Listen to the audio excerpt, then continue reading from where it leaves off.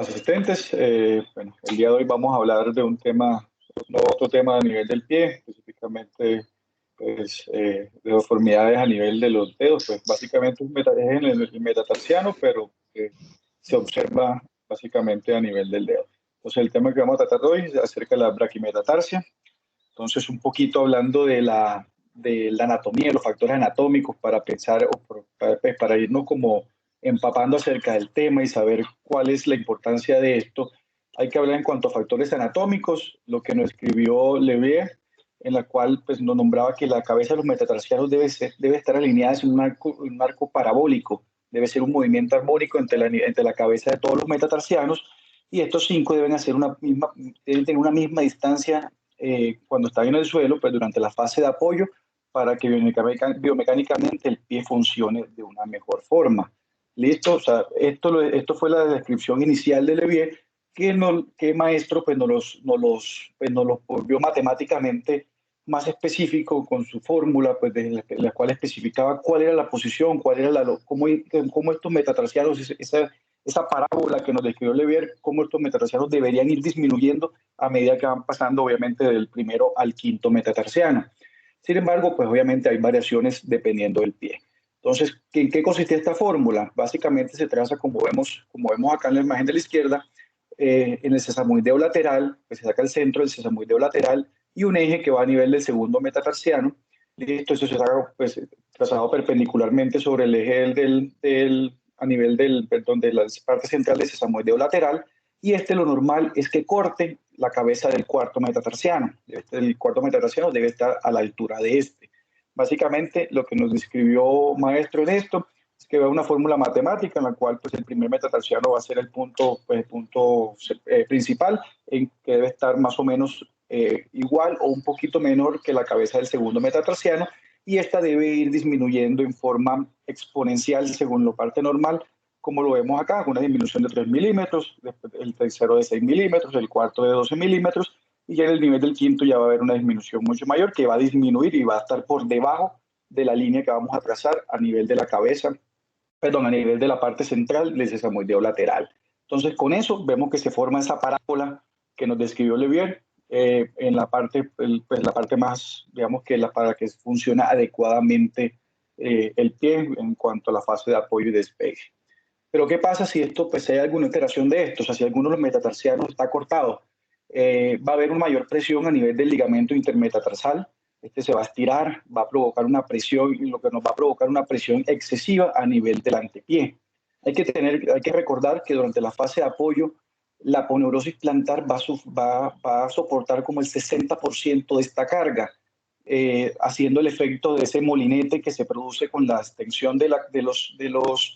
con la extensión de las falanges. Esta fase plantar se va a tensar, ¿sí? Va a producir como ese efecto de tensado durante eso, que lo describen como el efecto de molinete. Por ende, si hay una disminución en la cabeza de la longitud de algunos de los metatarsianos, esta fascia plantar no se va a tensar de una forma adecuada, por lo cual la presión se va a realizar en forma mayor sobre la cabeza de los metatarsianos y no sobre la aponeurosis plantar, lo que nos puede llevar a la presencia de síntomas, específicamente la parte del dolor en el antepié. Entonces, ¿cómo definimos una braquimetatarsia? Pues teniendo en cuenta la fórmula maestro o la parábola que nos describió Levier, es el acortamiento de ese metatarsiano, que va a ser superior a 5 milímetros, dependiendo obviamente de la fórmula, cómo se va a manejar. Esto, como lo vemos en este tema del artículo, que nos da cómo cortan ese sesamoideo lateral y ese eje perpendicular del segundo metatarsiano. Como nos damos cuenta, el cuarto metatarsiano la cabeza de él debe estar a nivel de ese mismo, pues al mismo nivel del sesamoideo lateral. Como nos damos cuenta acá, está muy por debajo, lo que va a romper esa parábola y nos va a dar el diagnóstico de una braquimetatarsia. Esto pues realmente se puede ver clínicamente, pero pues el diagnóstico más es radiológico, específicamente tomado una radiografía de pie con apoyo. En cuanto a la epidemiología, nos damos cuenta que es más común a nivel de las mujeres, una prevalencia, pues como vemos, una patología sumamente rara, una prevalencia que va del 0.002% al 0.05% en la población general. Con algunos estudios pues, está un poquito mayor, pero pues ninguno llega al 1%. Una afectación que es principalmente a nivel del primer y del cuarto metatarsiano. con una afectación que es bilateral en aproximadamente el 72% de los casos. En cuanto a su etiología, tenemos que definir que pues, la mayor parte de los pacientes tienen una etiología congénita o idiopática, siendo estas las más comunes. Sin embargo, es importante tener en cuenta que la asociación con síndromes o endocrinopatías es sumamente importante, tanto para la braquimetatarsia como para la braquimetacarpia, pues el acortamiento de los metacarpianos, pues, valga la redundancia, en la mano. Entonces, ¿cuáles síndromes están pues, en la literatura precisamente escritos? Pues, asociados al síndrome de Down o síndrome de Turner, como síndromes pues, principales, pero podemos ver también darnos cuenta que puede estar en pacientes con exostosis hereditaria múltiple, en cuanto a endocrinopatías, el hipotiroidismo neonatal, el pseudo hipoparatiroidismo, pues, digamos que pacientes con acondroplasia, también pacientes con osteocondropatía hereditaria de Albright, pues también digamos que pueden estar presentes este tipo de cosas, este tipo de patología. Hay que tener en cuenta otras etiologías, que son pues obviamente las postraumáticas, pues más que todo esto es para los adultos, pues secundario a fracturas o que quede acortado uno de los metatarsianos, o también la etiología iatrogénica, pues que pues, también vale más importante en los pacientes adultos, pues específicamente secundarios a correcciones de alus bajo, que podemos tener un acortamiento en el nivel del primer metatarsiano, que nos puede llevar, pues obviamente, a todo ese desencadenamiento fisiopatológico que les expliqué inicialmente.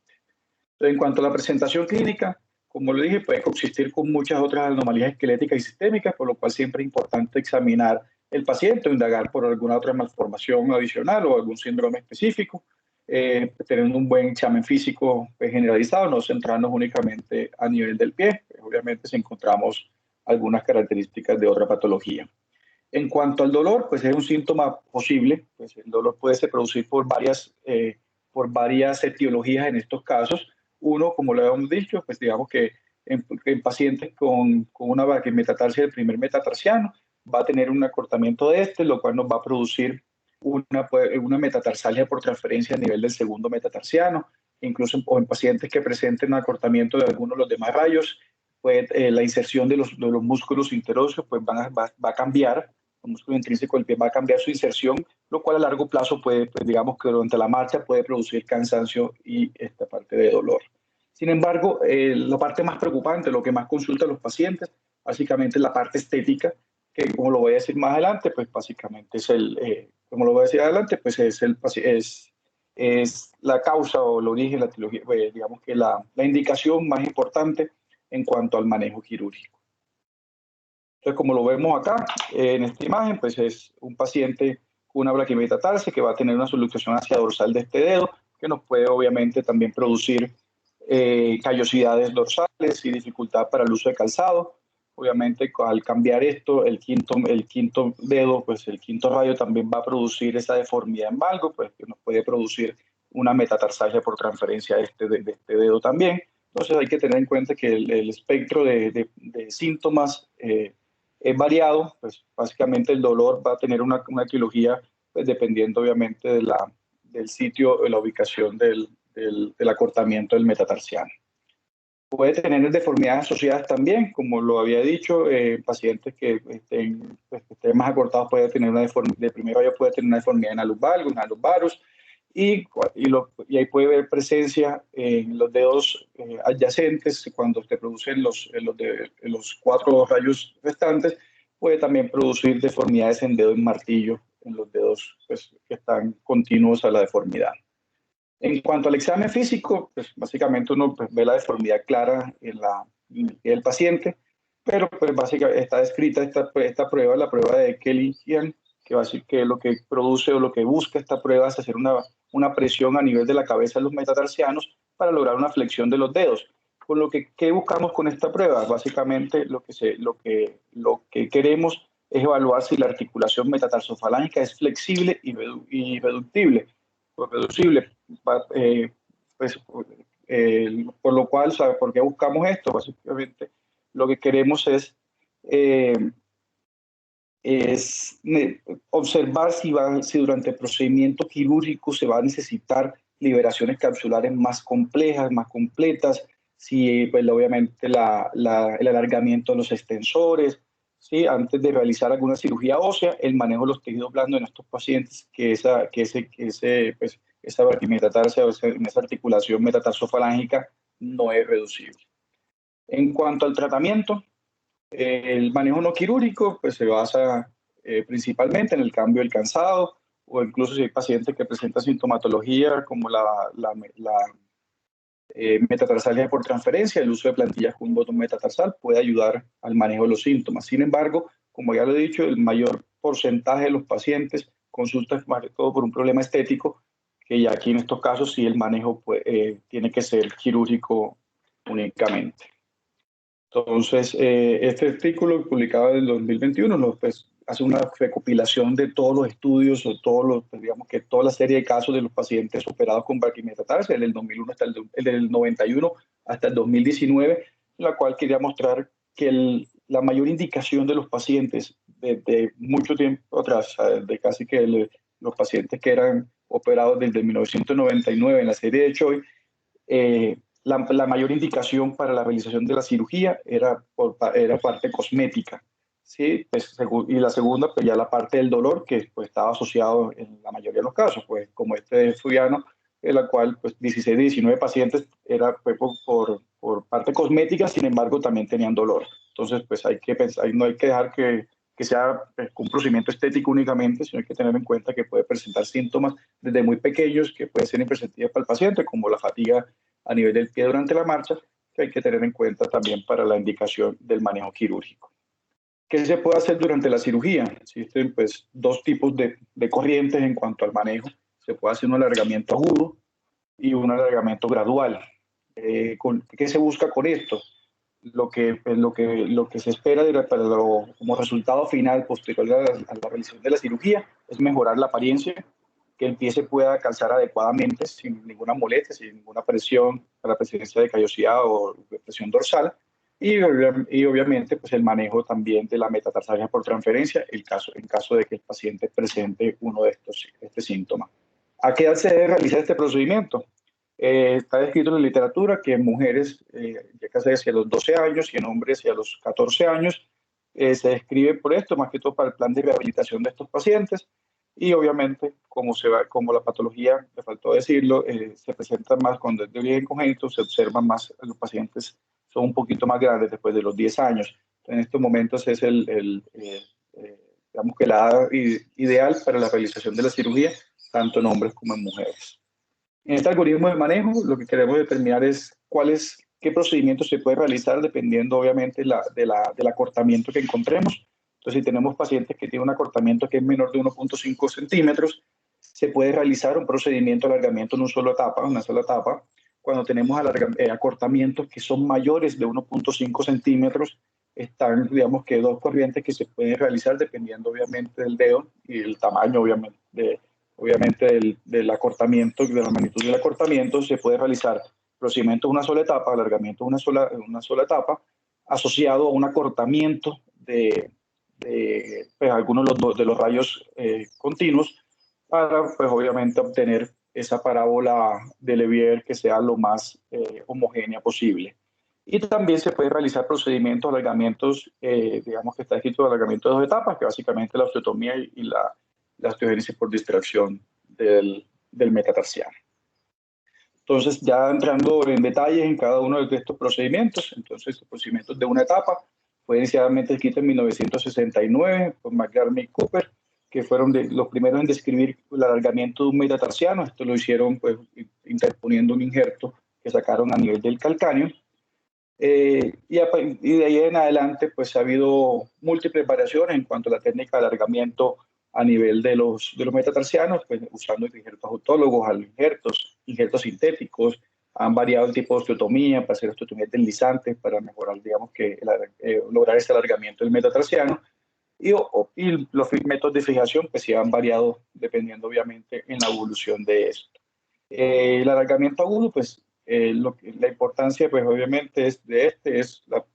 o el riesgo que tiene cuando se intenta alargar más de 15 milímetros, o 1.5 centímetros, ya que digamos que los tejidos blandos se van a colocar una tensión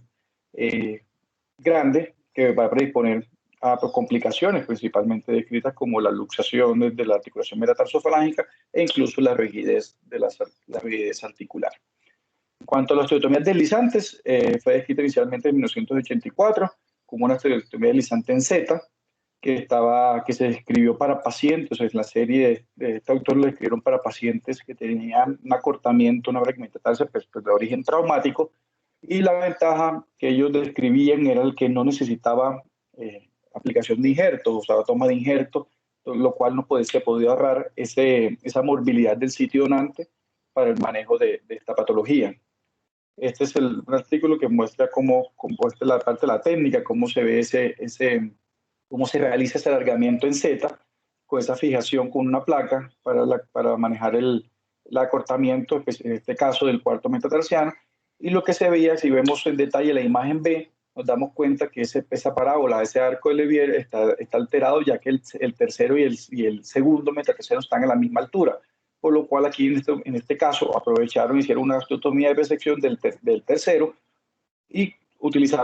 describen que utilizaron ese injerto que salió de ahí para pues, aplicarlo en el cuarto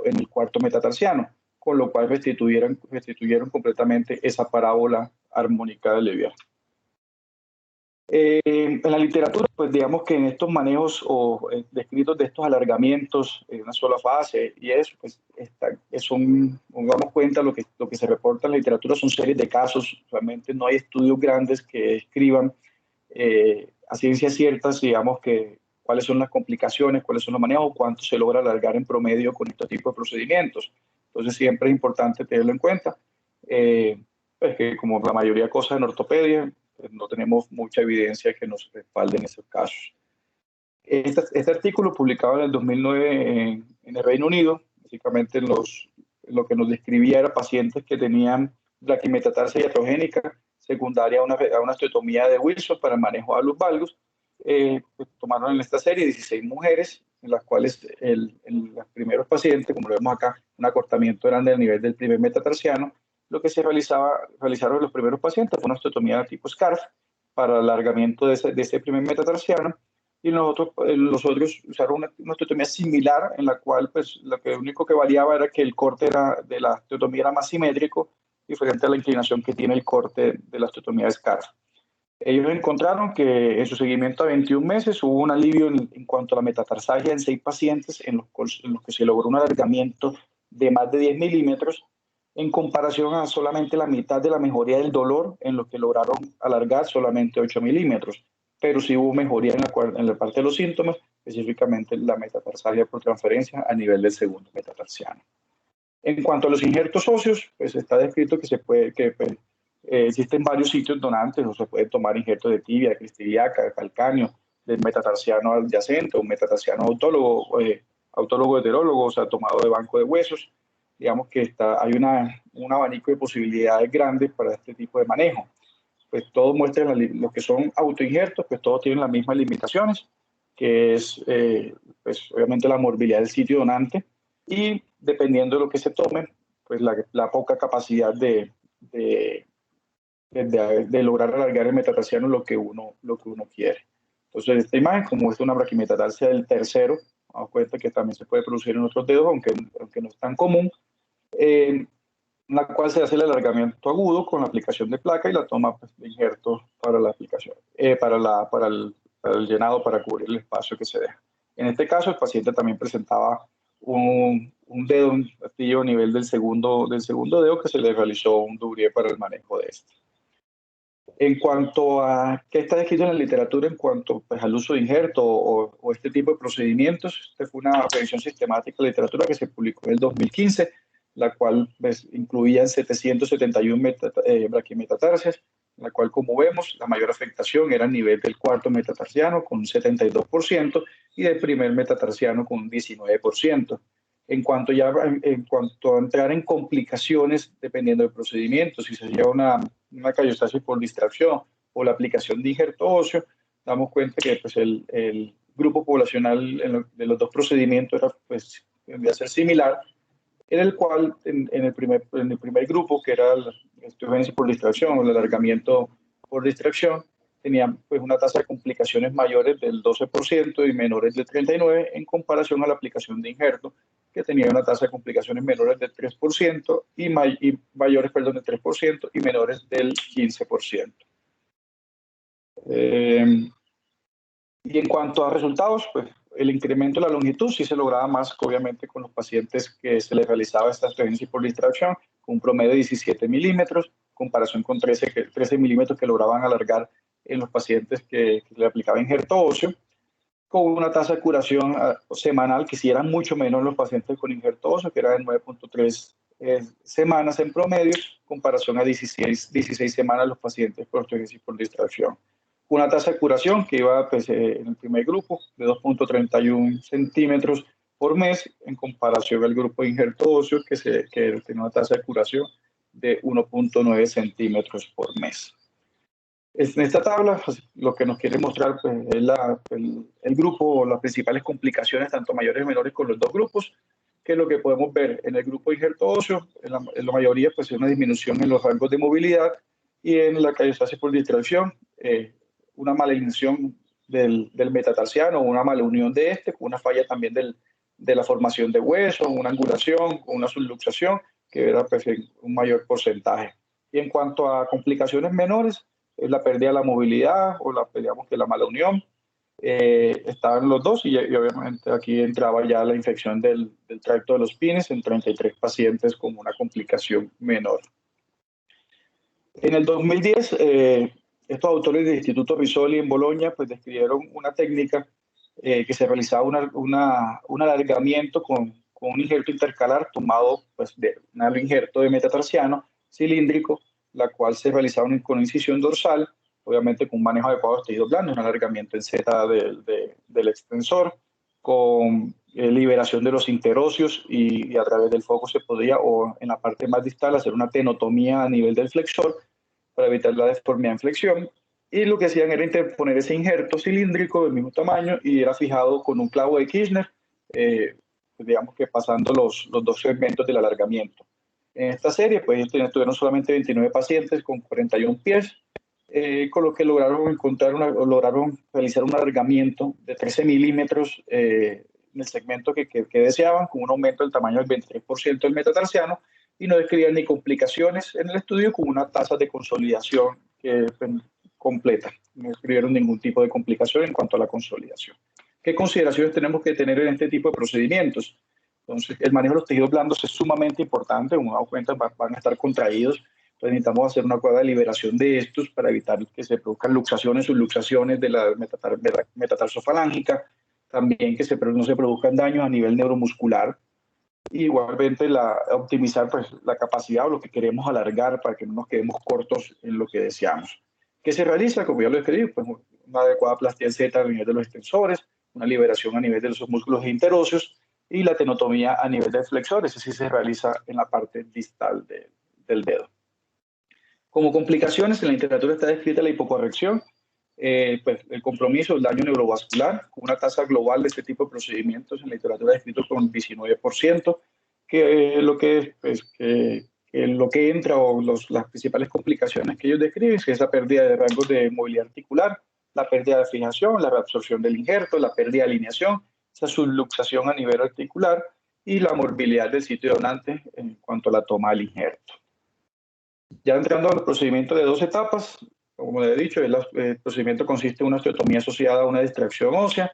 que está descrito en esos pacientes que tienen un acortamiento que es mayor a 1.5 centímetros, que está descrito inicialmente como en la mayoría de los otros huesos, a una velocidad de 1 milímetro por día. Sin embargo, lo dejo interrogado porque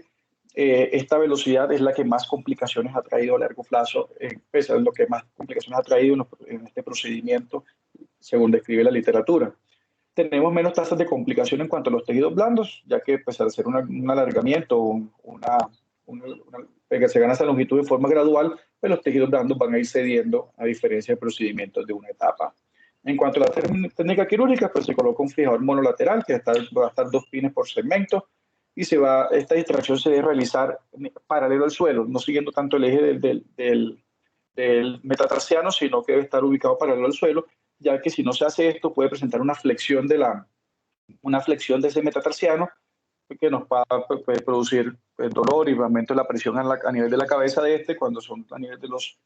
4 rayos laterales, y cuando es a nivel del primer metatarsiano nos puede producir esta flexión del dedo, una deformidad en cabo a nivel del pie. La distracción, pues el periodo de latencia que se deja en estos pacientes es de una semana, está descrito que no pasa de más de 10 días, porque pues, puede presentar consolidación y disminución, pues, obviamente, del alargamiento. En esta imagen vemos, está descrito en el libro, pues, cómo hacen el alargamiento ese paciente con una braquimetatarsia del cuarto dedo, cómo se coloca el fijador. En este caso, lo que realizan es colocar un pin, un clavo de Kirchner a nivel de la articulación metatarsofalángica para evitar la subluxación de este durante el alargamiento. Y ya en el resultado final observamos cómo se corrige esa parábola, cómo ya tenemos un adecuado alargamiento a nivel del dedo y obviamente sin complicaciones de la subluxación dorsal o daños neurológicos, pues, que está descrito en los pacientes con alargamiento de una sola etapa. Esta técnica también tiene sus trucos, cosas importantes. La serie describe que debe realizarse en forma más lenta que lo que se describe inicialmente para los otros segmentos óseos, que incluso hasta con tasas de 0.75 milímetros día puede traer complicaciones. Por eso describe que en estos pacientes o en este tipo de procedimientos se debe realizar una tasa de 0.5 milímetros por día dividido en pues realizada 2 veces al día, con lo cual vamos a tener un óptimo manejo de los tejidos blandos y de la formación del callo, de la formación del callo y de formación ósea. Y es importante proteger, en algunos casos, proteger esa articulación metatarsofalángica con la fijación de un clavo de Kirchner, con lo cual podemos evitar esa subluxación de la misma. En cuanto a las complicaciones, tiene más tasas de complicación descritas que en el procedimiento de una sola etapa, casi con el 50% de tasa de complicaciones, en la que se incluye una mala alineación, una formación deficiente del hueso, una luxación o subluxaciones articulares que va hasta el 12% en los casos, rigidez articulares del 17% y la infección del tracto de los pines en el 8%. ¿Cómo evitamos, digamos, que esta tasa de complicaciones? La literatura describe que no hacer alargamientos más de 40% del metatarsiano nos va a disminuir esas tasas de complicaciones que están descritas en la literatura. En el futuro, pues esto no es tan futuro, pero pues está descrito para otros segmentos óseos. Sin embargo, en braquimetatarsia no encontré, o sea, ellos tratan de extrapolar, en el artículo hablar de extrapolar este método de los otros segmentos óseos donde se alarga, pero pues no hay series todavía escritas en esta patología, que es el uso del fijador. Después de que completemos ese alargamiento, pues realizar el paso a placa. Pero como lo digo, no hay estudios específicos en esta patología.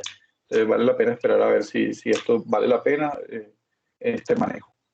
Entonces, ya para llevar a casa, hay que tener en cuenta que la braquimetatarsia es una patología poco frecuente, que trae más problemas estéticos. Pues, por eso es que es importante tener en cuenta cuándo intervenir y cómo intervenir al paciente. Cuando tenemos menos de 1.5 centímetros, el procedimiento de una sola etapa con un adecuado manejo de los tejidos blandos es muy importante. Y pues ya en pacientes que tienen alargamientos o que tienen, perdón, acortamientos mayores, que necesitamos alargar más el dedo, los procedimientos de 2 etapas pues, nos va a traer más beneficios, teniendo en cuenta que obviamente, o pensar en el futuro, pues si se puede disminuir el tiempo del uso del fijador, ya que se puede aflojar y todas las complicaciones que puede tener el paso a palaca una vez terminemos la distracción del segmento que queremos alargar. Muchas gracias.